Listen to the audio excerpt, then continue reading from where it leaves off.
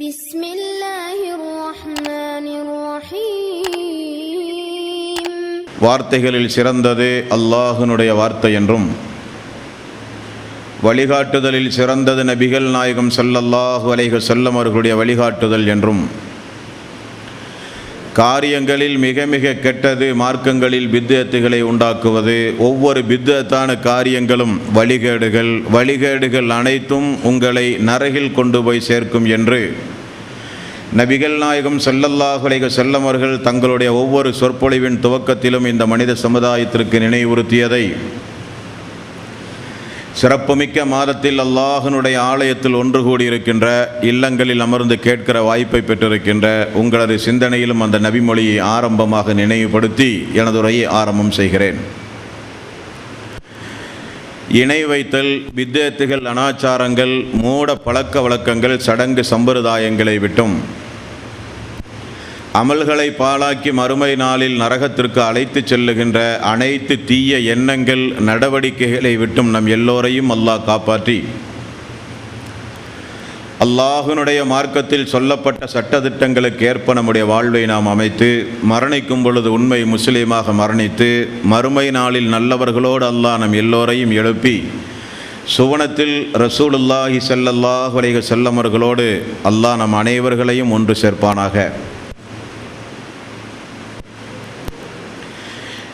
எல்லாம் வல்ல அல்லாஹு ரப்புல் ஆலமீன் புனிதமிக்க இந்த ரமலானுடைய மாதத்தில் சத்திய சஹாபாக்களுடைய வாழ்க்கை வரலாற்றை பேசுவதற்கும் கேட்பதற்கும் நம் அனைவர்களுக்கும் அல்லாஹு தாலா ஒரு வாய்ப்பை தந்திருக்கிறான்.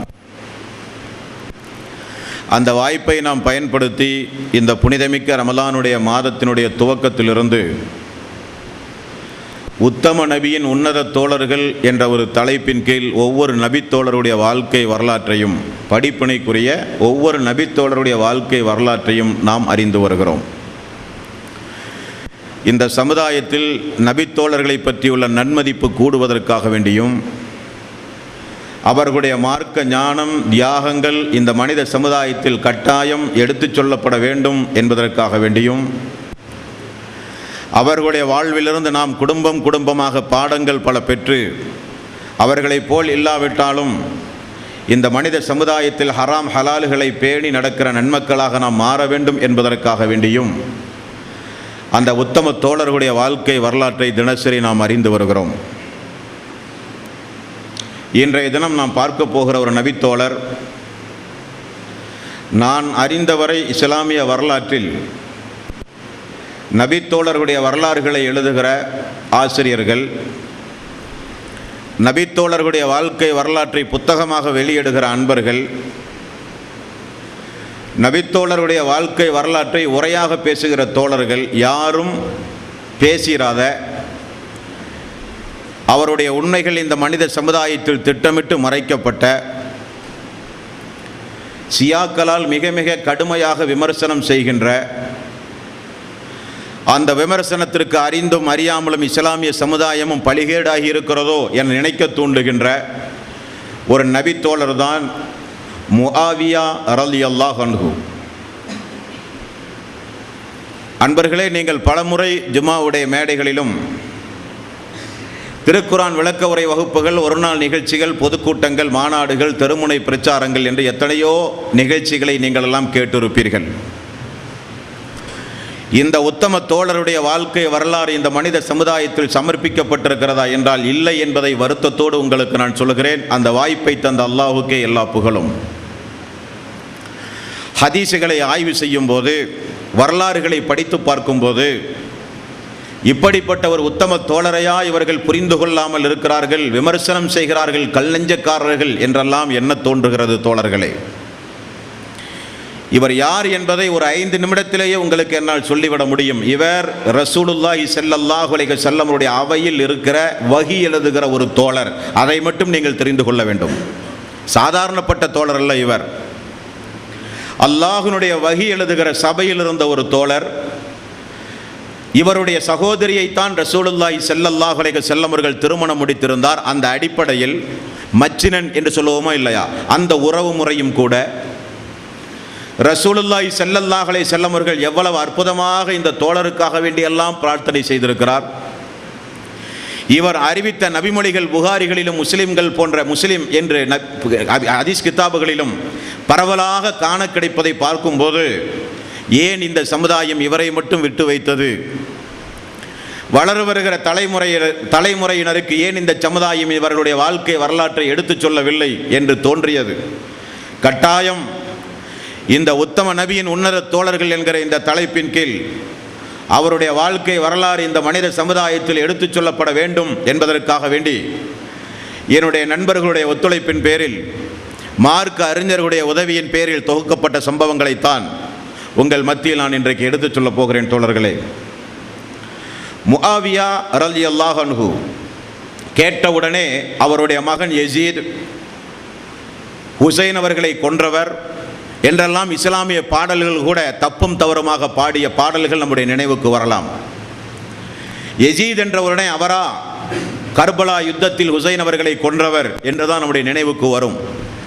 அவருடைய தந்தை முஆவியாவா அலி அவர்களை எதிர்த்து போரிட்டவர், அலி அவர்களுக்கு பையத்து செய்யாதவர், அலி அவர்களையும் மீறி சாம் நாட்டை தன் கைவசம் வைத்துக்கொண்டு ஆட்சி அதிகாரத்தை விரும்பி வாழ்க்கை நடத்தியவர் என்கிற ஒரு நினைவு, ஒரு பிக்சர் இந்த மனித சமுதாயத்தில் சியாக்களால் உருவாக்கப்பட்டிருக்கிறது. தோழர்களே, அது இஸ்லாமிய வரலாறு அல்ல. முதலில் உங்களுடைய சிந்தனையில் இருந்து அதை நீங்கள் எடுத்துக்கொள்ள வேண்டும். அபூ சுபியான் உங்களுக்கு தெரியும். யாருவர்? அவருடைய மனைவி ஹிந்தா இப்பொழுது தெரிந்திருக்கும் என்று நினைக்கிறேன். ஹம்சா ரலியல்லாஹு அன்ஹுடைய ஈரலை கடித்து துப்பிய ஒரு பெண். அவருடைய மகன்தான் முஆவியா ரலியல்லாஹு அன்ஹு. முஆவியா ரலியல்லாஹு அன்ஹு அவர்களுக்கு ஒரு சகோதரனும் இருந்தார், யசீத் என்கிற பெயரில். குழம்பிவிடக்கூடாது, பின்னால் வருகிற வரலாற்றுக்கு இதை தேவையான ஒரு குறிப்பு. அவருடைய முஆவியாவுக்கு ஒரு தம்பி இருந்தார், சகோதரன் இருந்தார், அவருக்கும் யசீத் என்ற ஒரு பெயர் உண்டு. முஆவியாவுக்கு சொந்த மகன் உண்டு, அவருக்கும் யசீத் என்ற ஒரு பெயர் உண்டு. இப்படி வாழ்ந்து கொண்டிருந்த இந்த குடும்பம் பிறிதொரு காலத்தில் இஸ்லாத்தை குடும்பமே தழுவியது.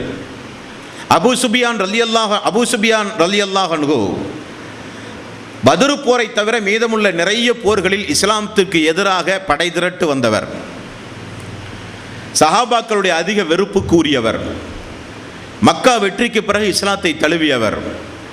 அபூ சுபியானுடைய வீட்டில் யாரெல்லாம் தஞ்சம் புகுந்தார்களோ அவர்களுக்கெல்லாம் மன்னிப்புண்டு என்று அல்லாஹ்வுடைய ரசூல் அறிவித்தவர். அப்படிப்பட்ட சிறப்புக்குரிய அபூ சுபியான் இஸ்லாத்தை தழுவிய பிறகு சஹாபாக்களால் கொஞ்சம் வெறுக்கப்பட்டார். காரணம் என்ன? அறிவில் முதிர்ந்தவர், மூத்தவர், நம்மை விட அல்லாஹ்வுடைய ரசூலை நன்கறிந்தவர். மக்கத்து பெருவீதியில் இருந்தும் இஸ்லாத்தை ஏற்காமல் அந்நியனை போல வாழ்ந்தாரே, படை திரட்டி வரும்பொழுதெல்லாம் தளபதியாக வந்தாரே, மூர்க்கத்தனமாக எதிர்க்கிற கூட்டத்திலெல்லாம் இவர் இருந்தாரே என்கிற ஒரு வேதனை தோழர்களுக்கு இருந்தது. மனிதர்கள் தானே. இஸ்லாத்தை ஏற்றவுடனே அவர் வருகிற சபையெல்லாம் சஹாபாக்கள் மௌனம் சாதிப்பார்கள், முகம் கொடுத்து பேச மாட்டார்கள், வெறுப்பை தெரியப்படுத்துவார்கள். இப்படியே போய்கொண்டிருக்கும் போது அபூ சுபியான் ரலியல்லாஹு அன்ஹு அவர்கள் இதற்கு ஒரு முடிவு கட்ட வேண்டும் என்று அல்லாஹ்வுடைய ரசூலிடத்திலே வந்தார். முஸ்லிம் என்கிற நபிமொழி தொகுப்பில் 4914வது நபிமொழியாக நீங்கள் இந்த குறிப்பை பார்க்கலாம்.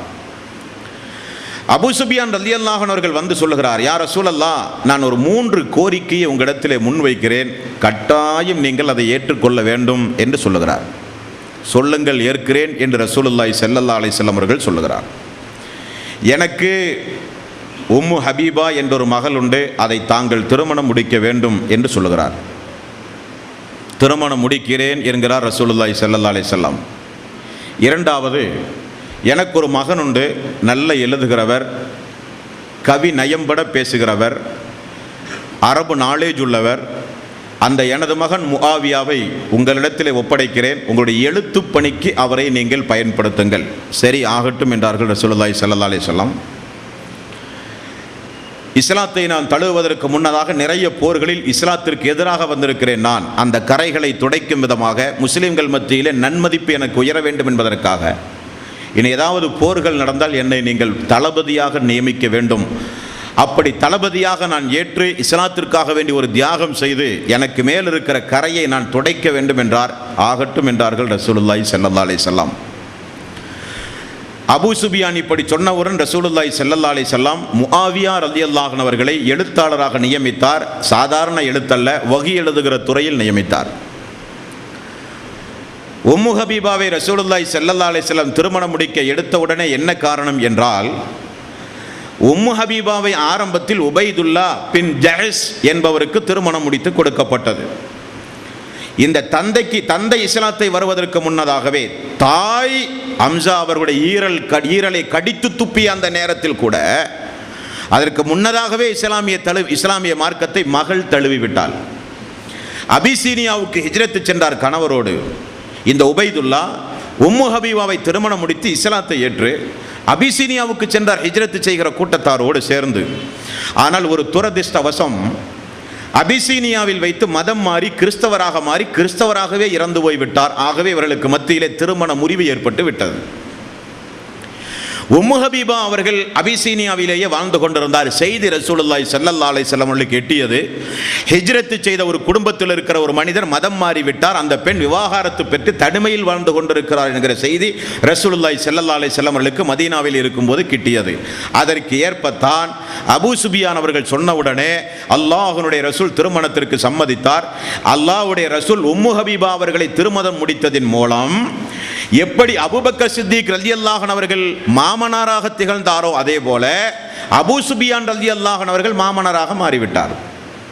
ஈரலை கடித்து துப்பிய ஹிந்தா என்கிற பெண் மாமியாராக மாறிவிட்டார்கள். கொச்சைப்படுத்தப்படுகிற வரலாற்றுக்கு சொந்தக்காரராக இருக்கிற முஆவியா ரலியல்லாஹு அன்ஹு அவர்கள் அல்லாஹ்வுடைய மறுமை வாழ்வையும் கபரு வாழ்வையும் சிறப்பிக்க ஆக்க வேண்டும், அவருக்கு மைத்துனராக மச்சினனாக மாறிவிட்டார். அவருடைய சகோதரர் யசீத், முஆவியாவுடைய மகன் யசீத், குடும்பமே இஸ்லாமிய மார்க்கத்தை தழுவியது. அந்த வரலாற்றைத்தான் தோழர்களை இப்பொழுது நாம் பார்க்க போகிறோம். நபிகள் நாயகம் ஸல்லல்லாஹு அலைஹி வஸல்லம் அவர்கள் முஆவியாவுக்கு செய்த பிரார்த்தனை, சுப்ஹானல்லாஹ், அல்லாஹ்வுடைய ரசூல் செய்த பிரார்த்தனை பாருங்கள். யா அல்லாஹ், முஆவியா அவர்களை நீ நேர்வழி காட்டுபவராகவும் நேர்வழி பெற்றவராகவும் நீ ஆக்குவாயாக. அவருக்கு நீ நேர்வழி காட்டுவாயாக, அவரின் மூலம் மக்களும் நேர்வழி அடைய நீ உதவி செய்வாயாக. ரசூலுல்லாஹி ஸல்லல்லாஹு அலைஹி வஸல்லம் பிரார்த்தனை செய்த இந்த மாமனிதர் இன்றைக்கு ஷியாக்களால் கொச்சைப்படுத்தப்படுகிறார்கள். எல்லா நபித்தோழர்களை காட்டிலும் கொஞ்சம் கூடுதலாக முஆவியா ரலியல்லாஹு அன்ஹு அவர்களையும் யசீத் அவர்களையும், இந்த முஆவியா அவர்களுடைய சிறப்பு அம்சங்களை எல்லாம் கொச்சைப்படுத்தி முஹர்ரம் மாதம் வந்தால் மார்புகளில் அடித்து சோகத்தை வெளிப்படுத்தி இந்த முஆவியா ரலியல்லாஹு அன்ஹு அவர்களை கொச்சைப்படுத்தி பேசுகிற சமுதாயம் இன்று வரை இந்த மனித சமுதாயத்திலே உண்டு. யா அல்லாஹ், நேர்வழி காட்டுபவராகவும் நேர்வழி பெற்றவராகவும் நீ அவரை ஆக்குவது மட்டுமல்ல, நேர்வழி காட்டு, அவரின் மூலம் மனித சமுதாயத்திற்கும் நேர்வழி காட்டு என்று ரசூலுல்லாஹி ஸல்லல்லாஹு அலைஹி வஸல்லம் அவர்கள் பிரார்த்தனை செய்தார்கள். தோழர்களே, இவருடைய வாழ்க்கை வரலாற்றில் மறைக்கப்பட்ட உண்மை என்று நான் சொல்லுவேன். அதிலும் எங்கிருக்கிறது இந்த நபிமொழி? எங்கோ தேடி கண்டுபிடிக்க வேண்டிய கிதாபுகள் அல்ல, முகவரி அற்ற கிதாபுகள் அல்ல. புகாரி, முஸ்லிம் போன்ற கிதாபுகளில் இந்த நபித்தோழரை பற்றி சொல்லப்பட்டிருக்கிற குறிப்புகளை பார்த்து கேட்கிற நீங்கள் நிச்சயமாக அதிர்ந்து போவீர்கள். ரசூலுல்லாஹி ஸல்லல்லாஹு அலைஹி வஸல்லம் அவர்கள் ஒரு நாள் சொன்னார்கள், புகாரியில் 2924வது நபிமொழி.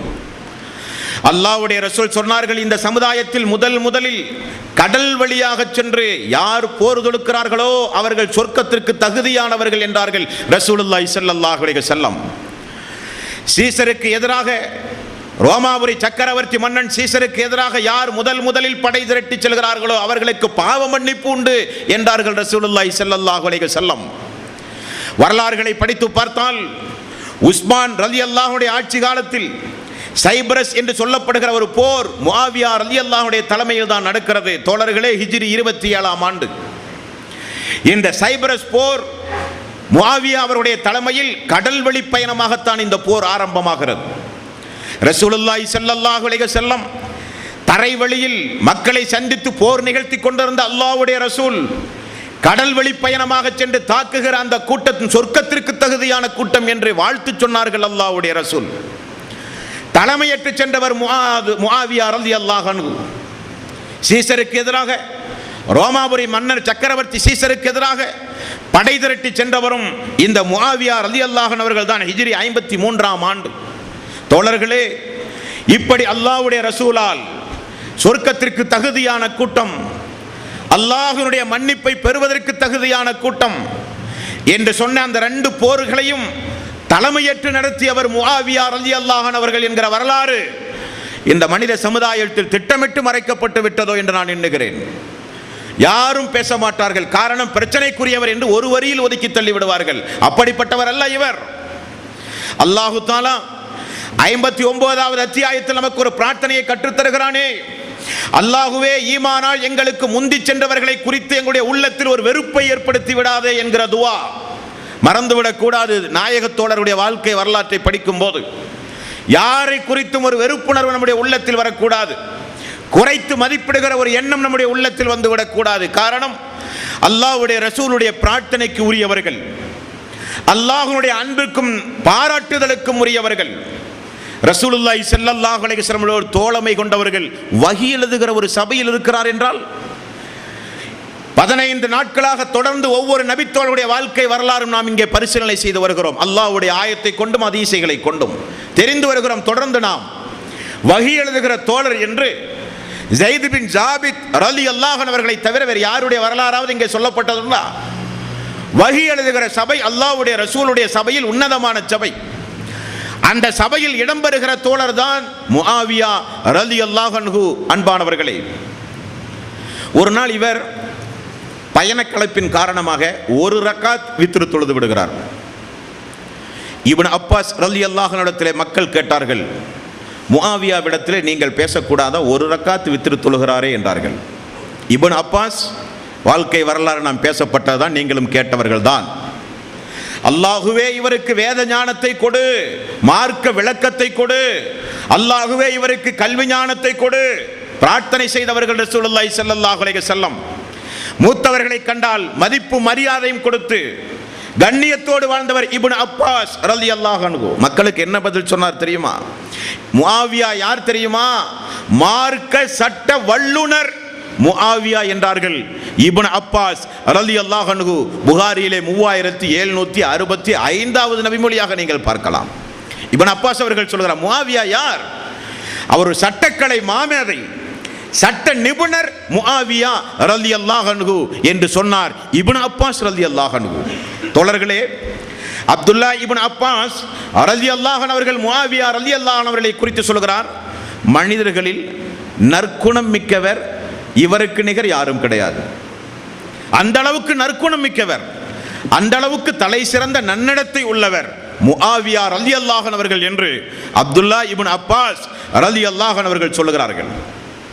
ஒரு நாள் நபித்தோழர்கள் எல்லாம் அமர்ந்து கொண்டு அன்றைக்கு ரோமாபுரி மன்னரை குறித்தும் பாரசீக மன்னர்களை குறித்தும் கொஞ்சம் புகழ்ந்து பேசிக் கொண்டிருக்கிறார்கள். அவர்கள் எப்படியெல்லாம் இருக்கிறார்கள், எப்படியெல்லாம் வாழ்கிறார்கள், எப்படியெல்லாம் ஆட்சி செய்கிறார்கள், அவருடைய வீரம், தீரம், படை, அவருடைய ஒவ்வொரு சாமர்த்தியங்களையும் பேசிக் கொண்டிருக்கிறார்கள் சஹாபாக்கள். உமர் ரலியல்லாஹு அன்ஹு அவர்கள் அங்கு வருகை தந்து என்ன சொன்னார்கள் தெரியுமா? நம்மோடு முஆவியா அவர்கள் இருப்பது உங்களுக்கு போதாதா? முஆவியா அவர்கள் நம்மோடு இருக்கவா பாரசீக மன்னர்களையும் ரோமாபுரி மன்னர்களையும் சக்கரவர்த்திகளையும் நீங்கள் புகழ்ந்து கொண்டிருக்கிறீர்கள், இவர் உங்களுக்கு போதாதா என்று சொன்னார்கள். உமர் ரலியல்லாஹு அன்ஹு ஆட்சி காலத்தில் ஸஅத் இப்னு ஆமிர் ரலியல்லாஹு அன்ஹு அவர்கள் எந்த சாமுக்கு கவர்னராக நியமிக்கப்பட்டாரோ, அவருக்கு பிறகு உமைர் ரலியல்லாஹு அன்ஹு அவர்கள் எந்த சாமுக்கு கவர்னராக நியமிக்கப்பட்டாரோ, அதற்கு பிறகு உமர் அவர்களுடைய தலைமையால் நியமிக்கப்பட்டவர் தான் முஆவியா ரலியல்லாஹு அன்ஹு. சிறிய ஒரு வித்தியாசம், 20 ஆண்டு காலம் ஷாமிலே கவர்னராக இருந்தார். ஷாமிலே இருக்கிற மக்களுடைய சுபாவம் உங்களுக்கு நான் ஏற்கனவே சொன்னதுதான். அவதூறுகளை சொல்லுவார்கள், பழி சொல்லுவார்கள், பொய் சொல்லுவார்கள், ஆட்சியாளர்களை நிம்மதியாக வாழ விட மாட்டார்கள். அங்கு செல்லுகிற யாரையும் நிம்மதியோடு ஆட்சி நடத்த விட மாட்டார்கள். ஆனால் முஆவியா அவர்கள் 20 வருட காலம் அங்கே ஆட்சி நிகழ்த்தி இருக்கிறார்கள் என்றால் எல்லோருடைய மக்களுடைய உள்ளங்களையும் வென்றெடுத்தார். இந்த குறிப்பு உங்களுக்கு பிறகு தேவைப்படும் என்று நான் நினைக்கிறேன். 20 ஆண்டு காலம் சகோதரன் யசீத் அவர்கள் அண்டை மாகாணத்தை கவர்னராக இருந்து பணிபுரிந்து கொண்டிருக்கும் போது சகோதரர் யசீத் அவர்கள் இறந்த பிறகு அதையும் சேர்த்து தன்னுடைய ஆளுகையின் கீழ் கொண்டு வந்து மிகப்பெரிய ஒரு மன்னராக முஆவியா ரலியல்லாஹு அன்ஹு அவர்கள் 20 ஆண்டு காலம் சாம் நாட்டை மிகப்பெரிய அளவில் ஆட்சி செய்து கொண்டிருந்தார். கடல் வழி தாக்குதல் என்பது அவருக்கு மிகப்பெரிய ஒரு கைவந்த கலை என்று மார்க்க அறிஞர்கள் சொல்லுவார்கள். அப்படிப்பட்ட இந்த முஆவியா நம்மோடு இருக்கும்போது நீங்கள் யாரை பற்றி புகழ்ந்து பேசுகிறீர்கள் என்று சொன்னார் உமர் ரலியல்லாஹு அன்ஹு. நம்முடைய தாய் ஆயிஷா ரலியல்லாஹு அன்ஹு என்ன சொன்னார்கள் தெரியுமா? எனக்கு அல்லாஹு தஆலா நீண்ட ஆயுளை தந்திருந்தால் பாதி ஆயுளை எனது முஆவியாவுக்கு நான் கொடுத்திருப்பேன். யார் சொன்ன வார்த்தைங்க இது? நம்முடைய தாய் ஆயிஷா ரலியல்லாஹு அன்ஹு.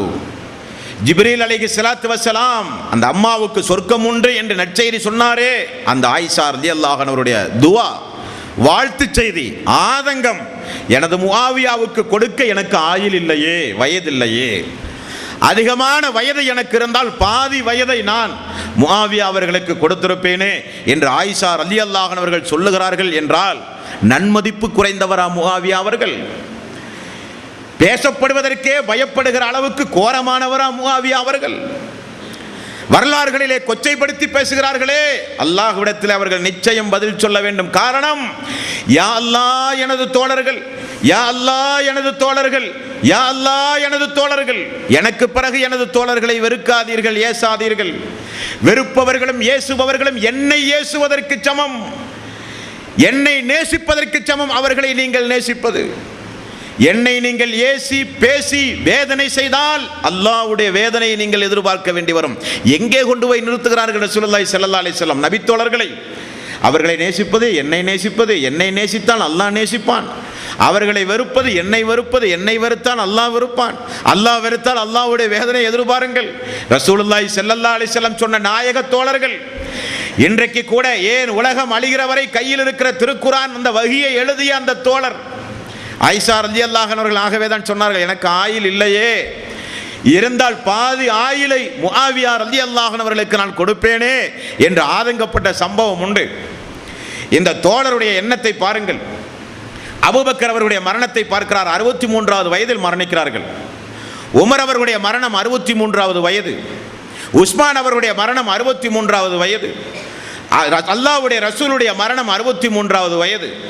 இவர் சொல்லுகிறார், அல்லாஹ்வுடைய ரசூல் எப்படி 63வது வயதில் மரணித்தாரோ, அபூபக்கர் சித்திக் ரலியல்லாஹு அன்ஹு, உமர் ரலியல்லாஹு அன்ஹு, உஸ்மான் ரலியல்லாஹு அன்ஹு, இந்த மா மேதைகள் எல்லாம் எப்படி 63வது வயதில் மரணித்தார்களோ அதே போல அதே வயதில் எனக்கு மரணத்தை தாயா அல்லாஹ். ஏதாவது நபித்தோழர் இப்படி துஆ செய்ததுண்டா? அல்லாஹ்வுடைய ரசூலுக்கு அருகில் அடக்க வேண்டும் என்று விரும்பி இருக்கிறார்களே தவிர அதற்கு மேல் நான் வாழ விரும்பவில்லை. அல்லாஹ்வுடைய ரசூல் உத்தம தோழர்கள் எல்லாம் அதற்கு மேல் வாழ்ந்தது கிடையாது. ஆகவே எனக்கு 63வது வயதிலேயே மரணத்தை தாயா அல்லாஹ் என்று அல்லாஹ்விடத்தில் பிரார்த்தனை செய்த நன்மதிப்புமிக்க ஒரு தோழர் முஆவியா ரலியல்லாஹு அன்ஹு. ஆனால் அவருடைய மரணம் 78வது வயதில் தான் நிகழ்ந்தது. அது தனி வேறு விஷயம்.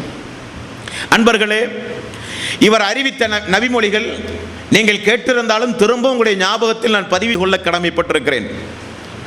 முஆவியா ரலியல்லாஹு அன்ஹு அவர்கள் என்றாலே அவர் மிகப்பெரிய கொடுங்கோல ஆட்சியாளர், அலியவர்களுக்கு எதிராக கிளர்ச்சி செய்ய திகழ்ந்தவர், நாயக தோழர்களை எல்லாம் விஷமத்தனமாக தூண்டியவர் என்றெல்லாம் பேசுகிறவர்கள். அவர் அறிவித்த நபிமொழிகளை புகாரி, முஸ்லிம் போன்ற கிதாபுகளிலே பார்க்கும்போது என்ன அற்புதமான சம்பவங்களை எல்லாம் அறிவிக்கிறார். முஆவியா ரலியல்லாஹு அன்ஹு அவர்கள் அறிவிக்கிற செய்தி முஸ்லிம் என்கிற நபிமொழி தொகுப்பில் 3887வது நபிமொழி. மிம்பர் படியில் ஒரு நாள் ஏறி நின்று கொண்டு மக்களுக்கு ஆற்றிய உரை.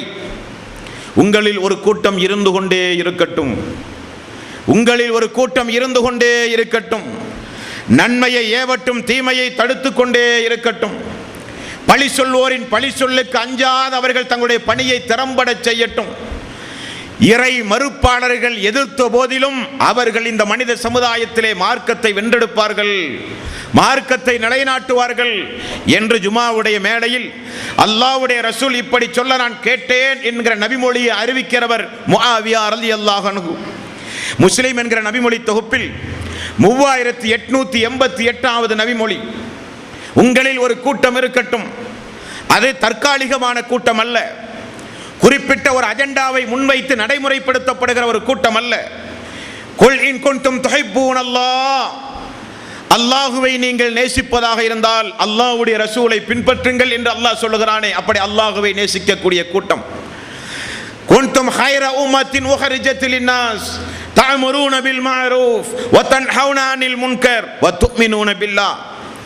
உங்களால் மனித சமுதாயத்தில் படைக்கப்பட்ட சமுதாயத்தில் நீங்கள் தான் சிறந்த படைப்பு. நீங்கள் தான் உன்னதமான படைப்பு மனிதர்களிலேயே. அல்லாஹுவை நம்புகிறீர்கள், நன்மையை ஏவுகிறீர்கள், தீமையை தடுக்கிறீர்கள். அல்லாஹ் சொன்னானா இல்லையா? அதை சொல்லுகிறார். கியாம நாள் வரை நீங்கள் இருக்க வேண்டும். மார்க்கத்தை மூட பழக்க வழக்கம், அனாச்சாரத்தால், சடங்கு சம்பிரதாயத்தால் மார்க்கத்தை எல்லாம் களங்கப்படுத்தி வைத்திருப்பார்கள். அந்த கூட்டத்தார்கள் வந்து அந்த மார்க்கத்தை தூய்மையாக அவர்கள் தூய்மைப்படுத்துவார்கள், தூய்மையாக மக்களுக்கு சொல்லுவார்கள். அந்த கூட்டம் தற்காலிக கூட்டம் அல்ல, யுக முடிவு நாள் வரை அப்படி மனித சமுதாயத்தில் ஒரு கூட்டம் இருக்கும் என்கிற நபிமொழியை அறிவித்தவர் இந்த முஆவியா ரலியல்லாஹு அன்ஹு. அன்பர்களே, ரசூலுல்லாஹி ஸல்லல்லாஹு அலைஹி வஸல்லம் அற்புதமான ஒரு சம்பவத்தை சொல்கிறார். முஸ்லிம் என்கிற நபிமொழி தொகுப்பில் 5633வது நபிமொழி. ஒரு நாள் முஆவியா ரலியல்லாஹு அன்ஹு அவர்கள் பள்ளிக்குள் வரும்போது மக்கள் எல்லாம் அமர்ந்து கொண்டு ஏதோ தஸ்பீகளையும் திக்ர்களையும் செய்து கொண்டிருப்பதை பார்த்து விடுகிறார். எதற்காக வேண்டி நீங்கள் பள்ளியிலே அமர்ந்து கொண்டிருக்கிறீர்கள், என்ன செய்து கொண்டிருக்கிறீர்கள் என்று கேட்டார்கள். இஸ்லாத்தை எங்களுக்கு தந்த அல்லாஹுவை புகழ்வதற்காக வேண்டியும் தஸ்பீக் செய்வதற்காக வேண்டியும் பள்ளியிலே நாங்கள் அமர்ந்து கொண்டிருக்கிறோம் என்று சொன்னார். முஆவியா அவர்கள் திரும்ப கேட்டார், அல்லாஹ்வின் மீது சத்தியமாக வேற ஏதாவது காரணம் உண்டுமா என்று கேட்டார். இல்லை என்றார்கள்.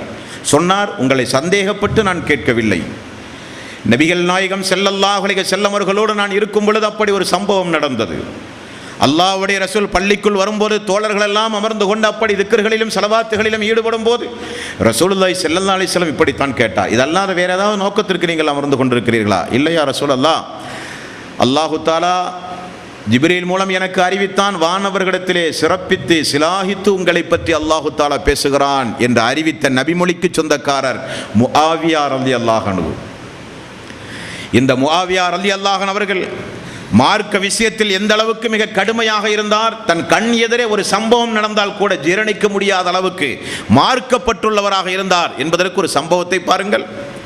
ஒரு தோழர் தொழுது முடித்து, ஃபர்லான தொழுகையை தொழுது முடித்து அதே இடத்தில் நின்று கொண்டு உடனடியாக தக்பீர் கட்டி சுன்னத்து தொழுகிறார். தொழுது முடித்த உடனே அவரை அழைத்தார், இப்படி நீங்கள் தொழாதீர்கள். ஃபர்லான தொழுகையை ஒரு அடியான் தொழுது விட்டு சலாம் கொடுத்த உடனேயே எழுந்து தொடர்ச்சியாக 2 ரக்காத்து தொழுவதை ரசூலுல்லாஹி ஸல்லல்லாஹு அலைஹி வஸல்லம் தடுத்திருக்கிறார்கள். ஃபர்லான தொழுகை தொழுது முடித்தால் சுன்னத்தான தொழுகைக்கும் ஃபர்லான தொழுகைக்கும் இடையில் கொஞ்சம் இடைவெளியை உண்டாக்க வேண்டும். அது 3 வகையில் அந்த இடைவெளியை நீங்கள் உண்டாக்கலாம். ஒன்று, தஸ்பீஹ் சொன்னால் இடைவெளி ஏற்பட்டுவிடும். அருகில் இருக்கிற நண்பர்களிடத்தில் பேசுவதன் மூலம் இடைவெளி ஏற்பட்டுவிடும். அல்லது கொஞ்சம் தள்ளி நின்று நீங்கள் தொழ வேண்டும். இந்த 3 நிபந்தனைகளை நீங்கள் செய்யாமல் ஃபர்லான தொழுகைக்கு சலாம் கொடுத்த உடனே எழுந்து அப்படியே நீங்கள் 2 ரக்காத்து தொழுவதென்பது ஃபர்லோடு சேர்த்து சுன்னத்தையும் இணையாக ஆக்கியதாக ஆகும். அப்படி நீங்கள் தொழாதீர்கள் என்ற சட்டத்தை சொன்னவர் முஆவியா ரலியல்லாஹு அன்ஹு. முஸ்லிம் என்கிற நபிமொழி தொகுப்பில் 1603வது நபிமொழியாக பார்க்கலாம். நம்முடைய வாழ்வுக்கு தேவையான ஒரு சட்டமும் கூட, உண்மை இல்லையா? ஃபர்லான தொழுகை முடித்தால் தொழுத உடனே எழுந்து எந்த தஸ்பீகும் சொல்லாமல், தள்ளி நிற்காமல், யாரிடமும் பேசாமல், துஆ செய்யாமல், சலாம் கொடுத்த உடனே எழுந்து நின்று அதே இடத்தில் சுன்னத்து தொழுவது மார்க்கத்தில் தடை செய்யப்பட்டது என்கிற சட்ட விளக்கத்தை சொன்னவர் முஆவியா அவர்கள். ஆகவே தான் இப்னு அப்பாஸ் ரலியல்லாஹு அன்ஹு அவர்கள் மக்களுக்கு சொன்னார்கள். யார் தெரியுமா? மாமேதை, சட்ட நிபுணர் முஆவியா ரலியல்லாஹு அன்ஹு. ஒரு நாள் பாருங்கள், ஹஜ்ஜுக்கு வருகிறார். வந்து பார்த்தால் மதீனாவிலே பார்த்தால் ஒட்டுமுடி வைத்திருக்கிறார்கள். அந்த ஒட்டுமுடியை கையில் எடுத்துக்கொண்டு மிம்பர் படியின் மீது ஏறி நின்று கொண்டு, தெரிந்து கொள்ளுங்கள், பனி இஸ்ராயீல் சமுதாயம் அழிந்து நாசமானதே இதனால் தான். யார் ஒருவர் ஒட்டுமுடி வைக்கிறார்களோ, ஒட்டுமுடி வைத்துக் கொடுக்கிறார்களோ, அல்லாஹ்வுடைய சாபத்திற்கு அவர்கள் ஆளாகி விடுவார்கள். தெரியாதா உங்களுக்கு? ரசூலுல்லாஹி ஸல்லல்லாஹு அலைஹி வஸல்லம் அவர்கள் தடுத்த, சபித்த, எச்சரித்த இந்த ஒட்டுமுடி வைக்கிற கலாச்சாரம் உங்களுக்கு எங்கிருந்து வந்தது? மார்க்க அறிஞர்கள் இல்லையா இந்த மதீனா பெருவழியில்? எங்கே போனார்கள் அந்த மார்க்க அறிஞர்கள் என்று ஆவேசமாக பேசினார்கள். ரசூலுல்லாஹி ஸல்லல்லாஹு அலைஹி வஸல்லம் அவர்கள் தடுத்த, எச்சரித்த காரியங்களை பார்க்கும்போது, மக்கள் செய்வதை பார்க்கும்போது வெகுண்டெழுந்தவர் முஆவியா ரலியல்லாஹு அன்ஹு அவர்கள் என்கிற செய்தியை முஸ்லிமில் 2081வது நபிமொழியாக நீங்கள் பார்க்கலாம். மக்களை எச்சரிப்பார். அல்லாஹ்வுடைய ரசூலுடைய காலத்திற்கு பிறகு அபூபக்கர் அவர்கள், உமர் அவர்கள், உஸ்மான் ரலியல்லாஹுடைய காலத்திற்கு பிறகு அலி ரலியல்லாஹுடைய ஆட்சி காலத்தில் தான் ஷியாக்கள் உருவெடுத்தார்கள். திட்டமிட்டு இந்த மார்க்கத்தில் அல்லாஹ்வுடைய ரசூல் சொன்னார் என்று பல்வேறு வகையான நபிமொழிகளை அடுக்கடுக்காக இந்த மனித சமுதாயத்திலே பரப்பினார்கள். அல்லாஹ்வுடைய ரசூல் சொன்னார்கள் என்றால் இந்த மனித சமுதாயம் கட்டுப்படும் என்பதை உணர்ந்த யூதர்களும் சியாக்களும் திட்டமிட்டு அல்லாஹ்வுடைய ரசூல் சொன்னார் என்று திட்டமிட்டு நிறைய நபிமொழிகளை மக்கள் மத்தியிலே ஆதாரமற்ற செய்திகளை பரப்புகிற ஒரு காலம் அந்த காலம். சொல்லுகிறார், முஸ்லிம் என்கிற நபிமொழி தொகுப்பில் 1876வது நபிமொழியாக நீங்கள் பார்க்கலாம். மக்களை எச்சரிக்கை செய்கிறார் கடுமையாக. உமர் அவர்களுடைய காலத்திற்கு பிறகு உஸ்மானுடைய காலம் குழப்பமான காலம். காரணம், சொர்க்கவாசியே கொண்டார்கள் அந்த பாவிகள். உமர் அவருடைய காலத்திற்கு பிறகு சொல்லப்படுகிற செய்தியை தீர்க்கமாக அலசி ஆராயாமல் அல்லாஹ்வுடைய ரசூலுடைய பெயரை பயன்படுத்தி யாரும் ஹதீசுகள் என்று அறிவித்தல் கூடாது. ஜாக்கிரதையாக இருக்க வேண்டும். காரணம், உங்களைப் போல என்னைப் போல அவர் சொன்னார் இவர் சொன்னார் என்று சொல்லுவதற்கு உரிய காரியம் அல்ல ரசூலுல்லாஹி ஸல்லல்லாஹு அலைஹி வஸல்லம் பெயரை பயன்படுத்தி சொல்லுவது. அல்லாஹ்வுடைய ரசூல் சொன்னார்கள், என் மீது யார் ஒருவர் வேண்டுமென்றே நான் சொல்லாததை நான் சொன்னதாக சொல்லுகிறானோ அவன் தங்குமிடம் நரகத்தில் ஆக்கி கொள்ளட்டும் என்றார்கள். தூதரின் மீது ஒன்றை சொல்லுவது மார்க்கமாக மக்கள் நம்பி விசுவாசித்து பின்பற்ற தொடங்கி விடுவார்கள். ஏன் இந்த ஜமாத்தில் வித்யார்த்திகள், அனாச்சாரங்கள், மூட பழக்க வழக்கங்கள், இணை வைத்தல் போன்ற மாபாதகமான காரியத்திற்கு எதிராக ஏன் இப்படி 20 வருட காலமாக தொடர்ந்து ஏன் நாம் போராடி வருகிறோம்? மார்க்கத்தின் பெயரால் மக்களுக்கு தப்பும் தவறுமாக சொல்லிக் கொடுக்கப்பட்டிருக்கிறது. சியாக்களுடைய திட்டம், அந்த திட்டம் பழிகேடாகிவிட்டது. இந்த சமுதாயம் நான் சொல்லாத ஒன்றை என் மீது யாராவது திட்டமிட்டு சொன்னால், பொய் சொன்னால் தங்குமிடம் நரகம் என்றார்கள். நான் சொல்லாததை நீங்கள் சொன்னாலோ, நீங்கள் சொன்னாததை நான் சொன்னாலோ யாரிடத்திலாவது விசாரித்து என்னவென்று கேட்டு நமக்கு ஒரு முடிவு கட்டி விடலாம் தோழர்களே. ஆனால் அல்லாஹ்வுடைய ரசூல் சொன்னார்கள் என்றால் மக்கள் விசுவாசித்து அமல் செய்ய ஆரம்பித்து விடுவார்கள். அதைத்தான் முஆவியா ரலியல்லாஹு அன்ஹு அவர்கள் மார்க்கத்தின் பெயரால் அல்லாஹ்வுடைய ரசூல் சொன்னார்கள் என்று வருகிற போகிற மக்கள் எல்லாம் இனி பேசாதீர்கள், ஜாக்கிரதையாக இருங்கள், பேணுதலாக நாவை அசைத்து பேசுங்கள் என்று எச்சரித்தார்கள். அன்பானவர்களே, நபிகள் நாயகம் ஸல்லல்லாஹு அலைஹி வஸல்லம் காலத்திற்கு பிறகு இந்த உத்தம தோழர் எந்த அளவுக்கு மார்க்கத்தில் பேணுதல் உடையவராக இருந்தார் என்றால், அடுத்த வருடம் அதே போல ஒரு ஹஜ்ஜுக்கு வரும்போது பரூஹ் கோத்திரத்தை சார்ந்த ஒரு மனிதன் ஹஜ்ஜுக்கு வருகிற மக்களை எல்லாம் அமர வைத்து கதைகளை சொல்லிக் கொண்டிருக்கிறான் மார்க்கத்தின் பெயரால். முஆவியா ரலியல்லாஹு அன்ஹு அவர்கள் அவனை பார்த்து அழைத்து என்ன சொல்லிக் கொண்டிருக்கிறீர் என்று கேட்டார். இப்படி சொல்ல உனக்கு அதிகாரம் தந்தது யார்? என்னுடைய அறிவை வெளிப்படுத்தத்தானே இப்படி நான் பேசுகிறேன். எனது அறிவாற்றலை மக்கள் விளங்க வேண்டாமா? அறிவை நான் வெளிப்படுத்த வேண்டாமா என்று பரூஹ் சொல்லுகிறார். முஆவியா ரலியல்லாஹு அன்ஹு அவர்கள் சொல்லுகிறார், ஹஜ்ஜுடைய காலம் என்று நான் பார்க்கிறேன், இல்லாவிட்டால் உனக்கு மரண தண்டனை மார்க்கத்தின் பெயரால் பொய் சொன்னதற்கு. மக்களே, நீங்கள் தெரிந்து கொள்ளுங்கள், 72 கூட்டமாக யூத நசாராக்கள் பிரிந்து போனார்கள். 73 கூட்டமாக இந்த சமுதாயம் பிரியும் என்று அல்லாஹ்வுடைய ரசூல் சொல்ல நான் கேட்டிருக்கிறேன்.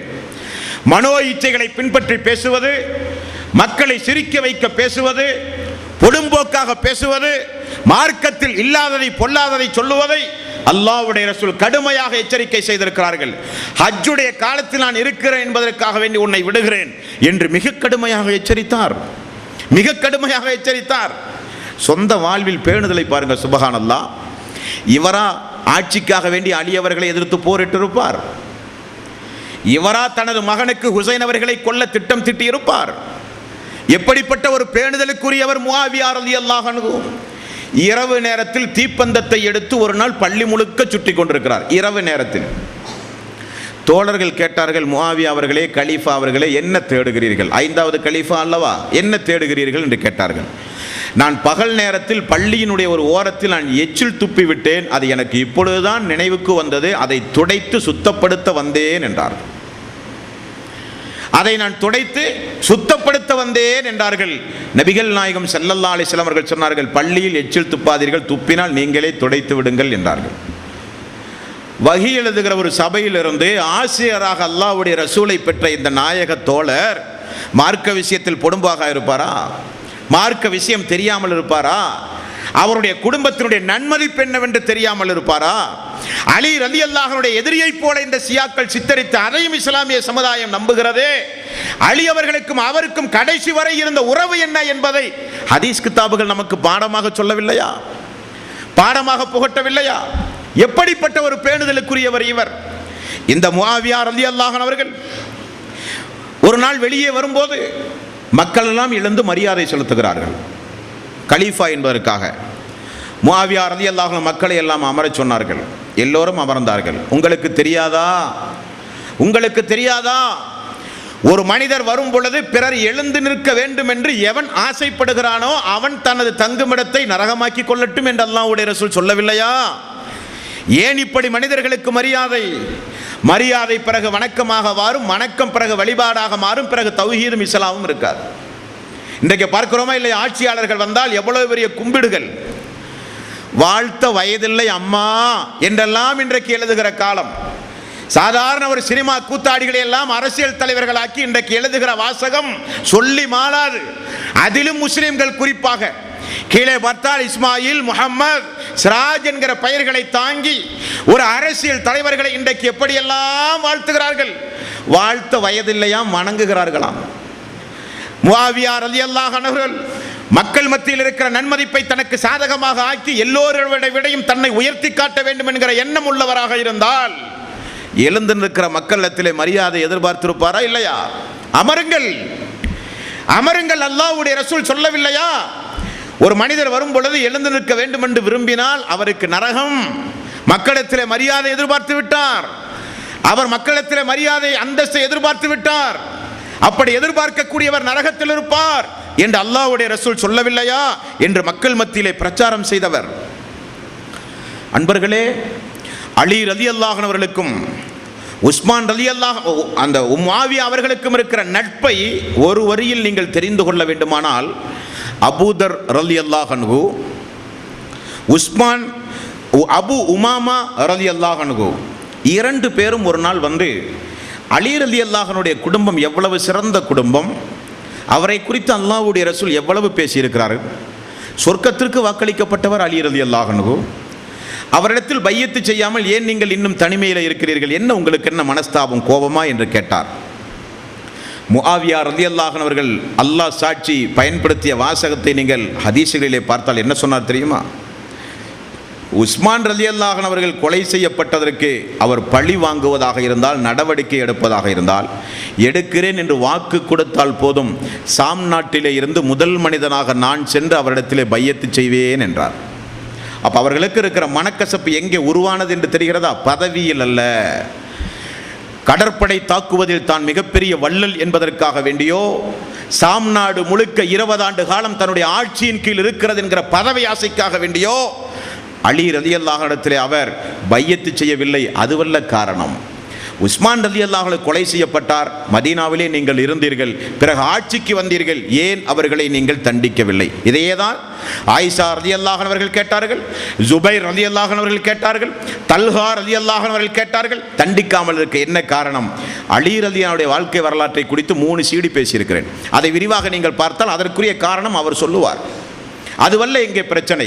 சொல்லுகிறார், அவர் நடவடிக்கை எடுக்கிறேன் என்று ஒரு வரியில் சொன்னால் போதும், நான் சாம் நாட்டிலே இருந்து புறப்பட்டு அவருக்கு பையத்து செய்து அவரை அமீருல் முஃமினாக ஏற்றுக்கொள்ள நான் தயார் என்று அவர் சொல்வதின் மூலம் ஆட்சி அவருக்கு அங்கே நோக்கமல்ல, பதவி அவருக்கு அங்கே நோக்கமல்ல, அலி ரலியல்லாஹு அன்ஹு அவர்களை எதிர்க்க வேண்டும் என்கிற குணம் அவருக்கு அல்ல.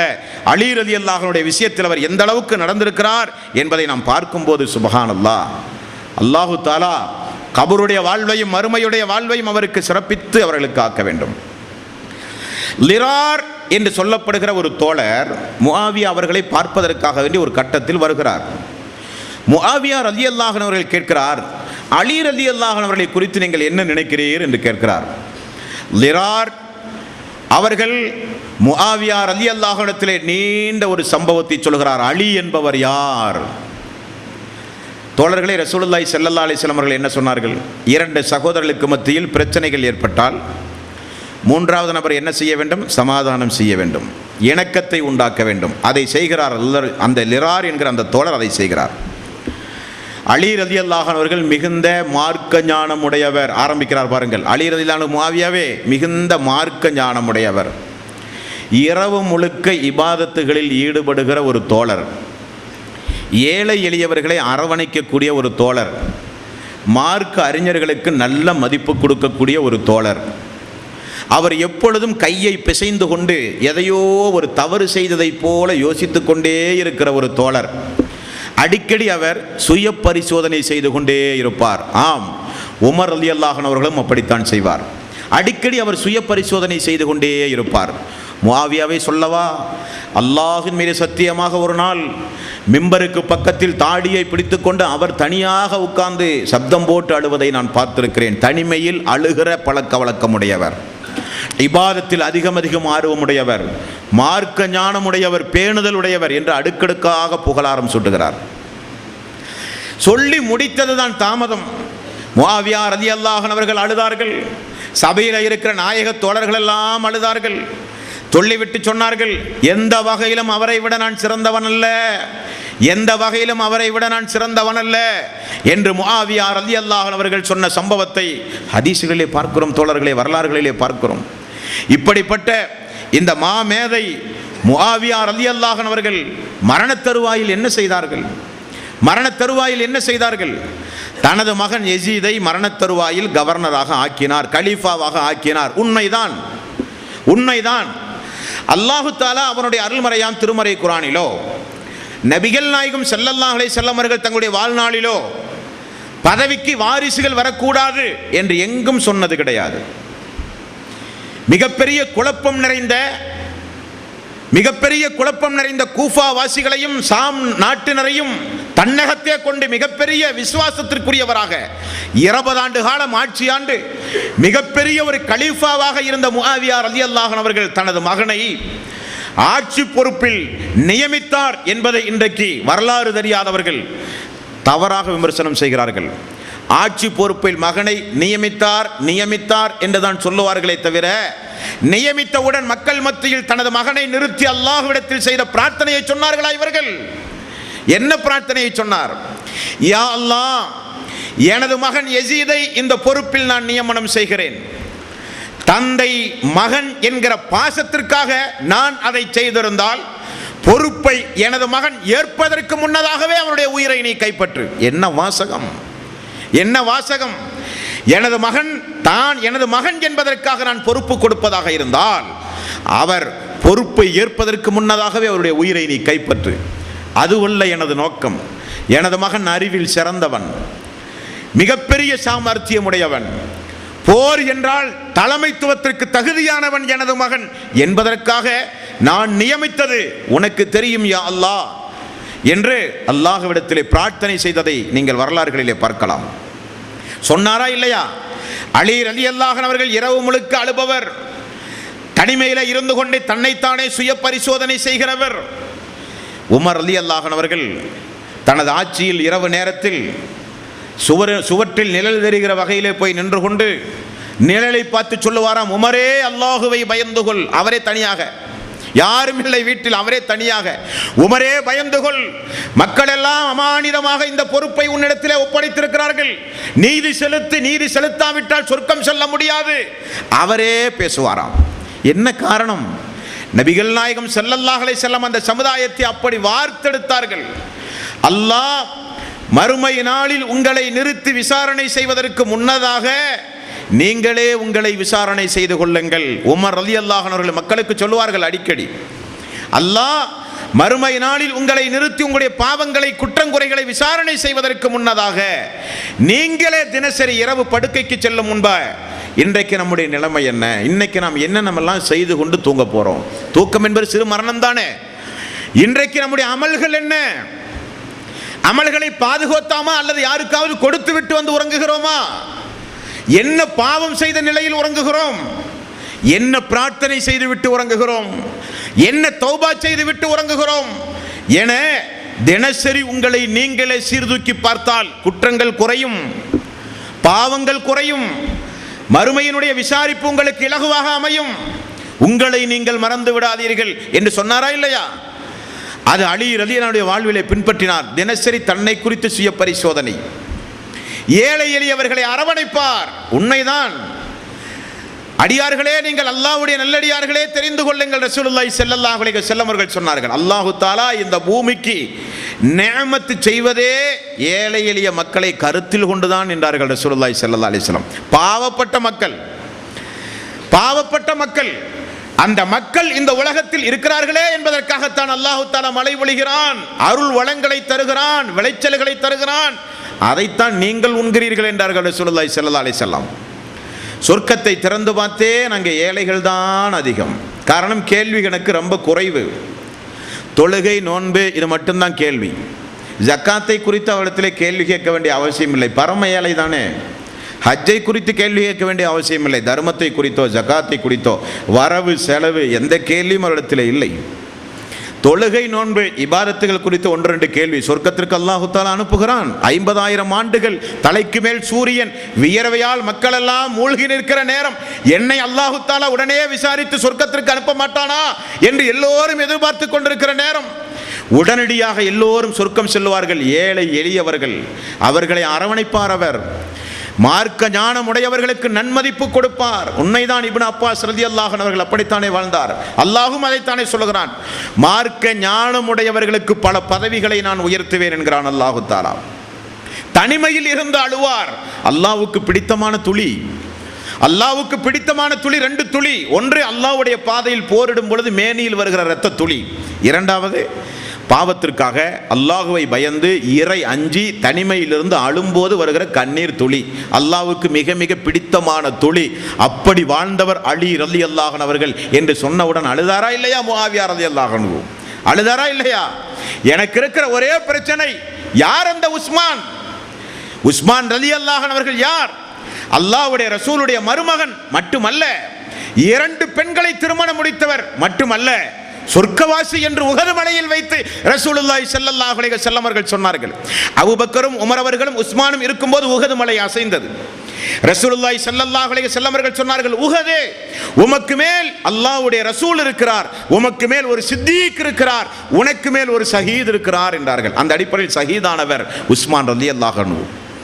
வீடு முற்றுகையிடப்பட்ட போது தூங்கி கொண்டிருக்கிறார். இந்த பாவப்பட்ட ஒரு ஜீவராசி தூங்கி கொண்டிருக்கிறார். வெளியே மிகப்பெரிய ஆர்ப்பாட்ட கலகக்காரர்கள் கோட்டைக்குள்ளே புகுந்து விட்டார்கள். நாளைய தினம் வரலாறு பார்க்க போகிறோம். கோட்டைக்குள் புகுந்து அவரை கொலை செய்வதற்கு முன்னதாக அவர் சொல்லுகிற ஒரு சம்பவம் உண்டு தோழர்களே. என்ன சம்பவம் தெரியுமா? மக்களே, என்னையா கொல்லுகிறீர்கள்? மக்காவிலே இருந்து மதீனா வரும்போது குடிப்பதற்கு தண்ணீர் இல்லாமல் நீங்கள் இருந்தீர்கள். யூதர்களுடைய கையில் தான் அன்றைக்கு கிணறுகள் இருந்தது. அல்லாஹ்வுடைய ரசூல் இந்த கிணறை வாங்கி மக்களுக்கு ஹதியா செய்கிறவர் யார் என்று கேட்டவுடனே, உங்களுக்கு தெரியாதா, நான் தானே என செல்வங்களை எல்லாம் கொண்டு போய் அந்த கிணறை யூதர்களிடமிருந்து வாங்கி உங்களுக்கு நான் இலவசமாக தந்தேன். அப்படி உங்களுக்கு தண்ணீர் வழங்கிய என்னை தண்ணீர் குடிக்க கூட விடாமல் என்னை முற்றுகையிடுகிறீர்களே என்றார்கள். ரசூலுல்லாஹி ஸல்லல்லாஹு அலைஹி வஸல்லம் கனவிலே வந்து, இன்று இரவு என்னோடு நீ நோன்பு திறக்க போகிறாய் என்று சொன்னார். அசரிலேயே பாவிகள் கொன்று விட்டார்கள். அப்படி சொர்க்கத்து தங்கமாக திகழ்ந்த உஸ்மான் ரலியல்லாஹு அன்ஹு அவர்கள் கொலை செய்யப்பட்டதை அந்த மதீனாவில் இருக்கிற மக்கள் பார்த்தார். அலி ரலியல்லாஹு அன்ஹு அவர்கள் பார்த்தார். ஏன் பழி தீர்க்கவில்லை? எனக்கு விளக்கம் வேண்டும், எனக்கு விளக்கம் வேண்டும், என்ன காரணம் என்பதுதான் அவர்களுக்குள் இருந்த பிரச்சனையை தவிர பதவி மோகமோ பதவி ஆசையோ அலி ரலியல்லாஹு அன்ஹு அவர்களை குறைத்து மதிப்பிட வேண்டும் என்கிற எண்ணமோ. அவர் அல்லாஹ்வுடைய ரசூலுடைய மருமகன் மட்டுமல்ல, சல்மான் ரலியல்லாஹு அன்ஹுடைய வாழ்க்கை வரலாற்றை பார்க்கும் போதே சொன்னோம். முஆவியாவே, அல்லாஹ்வுடைய ரசூல் 3 விஷயங்களை அவரை குறித்து சொன்னதை இந்த காது கேட்டிருக்கிறது என்று சொல்லி சொன்னார். மூசாவுக்கும் ஹாரூனுக்கும் என்னவோ அதுதான் எனக்கும் உங்களுக்கும் என்றார். நாளைய தினம் நடக்கக்கூடிய போரில் ஒரு மனிதரிடத்திலே கொடி கொடுக்க போகிறேன், அவர் தலைமையில் அது வெற்றி கிடைக்கப் போகிறது. அவர் அல்லாஹ்வுடைய ரசூலையும் அல்லாஹ்வையும் நேசிக்கிறார், அவரை அல்லாஹ் நேசிக்கிறான் என்று சொன்னவர் இந்த அலி ரலியல்லாஹு அன்ஹு. அப்படிப்பட்ட இந்த அலி ரலியல்லாஹு அன்ஹு அவருடைய உள்ளத்தில் எந்த குரோதமும் இல்லை தோழர்களே, எந்த வருத்தமும் இல்லை. மரண நேரத்தில் செய்த துவா, அதுபோக மரண நேரத்தில் அவர் செய்த இன்னொரு துவா உண்டு. யா அல்லாஹ், உன்னை நான் பார்க்க ஆசைப்படுகிறேன். உயிர் போகிற நேரத்தில் செய்த துவா, அல்லாஹுவே உன்னை பார்க்க நான் ஆசைப்படுகிறேன், நீயும் என்னை பார்க்க விரும்புவாயாக. அல்லாஹுவே, நான் உன்னை பார்க்க ஆசைப்படுகிறேன், நீயும் என்னை விரும்புவாயாக சொல்லிக்கொண்டே உயிர் 78 வயதில் பிரிந்து உலகத்தில் வாழ்ந்த மாமனிதர் முஆவியா ரலியல்லாஹு அன்ஹு. ஆயிஷா ரலியல்லாஹு அன்ஹு ஒரு வரியில் சொன்னார்களா இல்லையா, எனக்கு அல்லாஹு தஆலா ஆயுளை அதிகமாக தந்திருந்தால் பாதி கொடுத்திருப்பேன் முஆவியா அவர்களுக்கு என்று சொன்னார்கள். அவருடைய மகன் யசீத் அவர்கள் பொறுப்பேற்றுக் கொண்டிருக்கும் பொழுதுதான் அந்த விரும்பத்தகாத அந்த சம்பவம் நிகழ்ந்தது தோழர்களே. அதுதான் இரத்தக்கரை படிந்த வரலாறு இஸ்லாமிய வரலாற்றில். முழுக்க முழுக்க ஹாரிஜியாக்களும் சியாக்களும் எந்த அளவுக்கு ஊடூறி விஷமத்தனமான காரியங்களை செய்து அல்லாஹ்வுடைய ரசூலுடைய பேர குழந்தைகள் சொர்க்கவாசிகள் என்று அல்லாஹ்வுடைய ரசூல் பாராட்டி சீராட்டி சொன்ன அந்த ஹுசைன் ரலியல்லாஹு அவர்கள் கொல்லப்பட்ட சரித்திரமும், ஹசன் ரலியல்லாஹு அவர்கள் ஏன் படை திரட்டி முஆவியா ரலியல்லாஹு அவர்களுக்கு சென்றார்கள் என்பதையும், எப்படியெல்லாம் அங்கே பேச்சுவார்த்தை நடந்தது, எப்படியெல்லாம் அவர்களுக்கு மத்தியிலே சமரசம் நடந்தது என்பதையும் இன்ஷா அல்லாஹ் தொடர்ந்து நாம் நாளைய தினம் பார்ப்போம். சுருக்கமாக முஆவியா ரலியல்லாஹு அவர்கள் என்று என்றைக்காவது நம்முடைய வாழ்க்கையில் அவருடைய பெயரை கேட்டால் நன்மதிப்பு உருவாக வேண்டும். சியாக்களுடைய விஷம பிரச்சாரத்திற்கு நாம் ஆளாகிவிடக்கூடாது. பெயரை கேட்டாலே ரலியல்லாஹு அன்ஹு என்று தோன்ற வேண்டும். வஹி எழுதிய தோழர் என்று நம்முடைய நினைவுக்கு வர வேண்டும். அல்லாஹுவே, இவரின் மூலம் நீ மக்களுக்கு நேர்வழி காட்டு என்று ரசூலுல்லாஹி ஸல்லல்லாஹு அலைஹி வஸல்லம் பிரார்த்தனை செய்து நம்முடைய நினைவுக்கு வர வேண்டும். முதலில் இந்த உம்மத்தில் கடற்படையை தலைமை பொறுப்பேற்று யார் நடத்துகிறார்களோ அவர்கள் சொர்க்கத்திற்கு தகுதி படைத்தவர்கள்.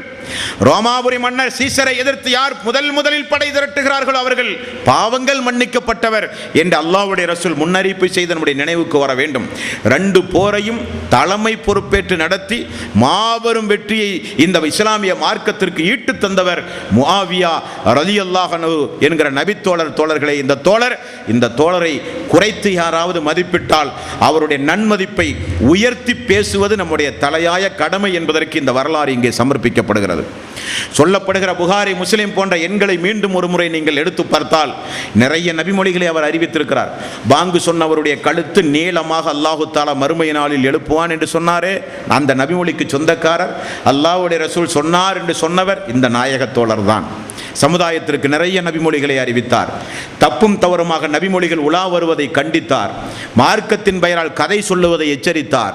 பெண்கள் ஒட்டுமுடி வைக்கிற கலாச்சாரம் பிறகு உருவாகும் போது மக்களை கூட்டி வைத்து பனு இஸ்ராயேல் சமுதாயம் அழிந்ததைப் போல நீங்கள் அழிந்து போய்விடாதீர்கள் என்று எச்சரித்த மா வீரர், மா மனிதர் முஆவியா ரலியல்லாஹு அன்ஹு. அல்லாஹுவே, அவருடைய மறுமை வாழ்வையும் கபருடைய வாழ்வையும் நீ சிறப்பாக ஆக்கிவை என்று புனிதமிக்க இந்த ரமலானுடைய மாதத்தில் பிரார்த்தனை செய்வோம். தொடர்ந்து நபித்தோருடைய வாழ்க்கை வரலாற்றை அறிந்து அதில் வருகிற பாடங்களையும் படிப்பினைகளையும் நம்முடைய வாழ்வில் நாம் பின்பற்றுவோம். அதற்கு உரியவர்களாக அல்லாஹ் நம் அனைவர்களையும் ஆக்கி அருள் புரிவானாக. வா ஆகிரு தௌவானா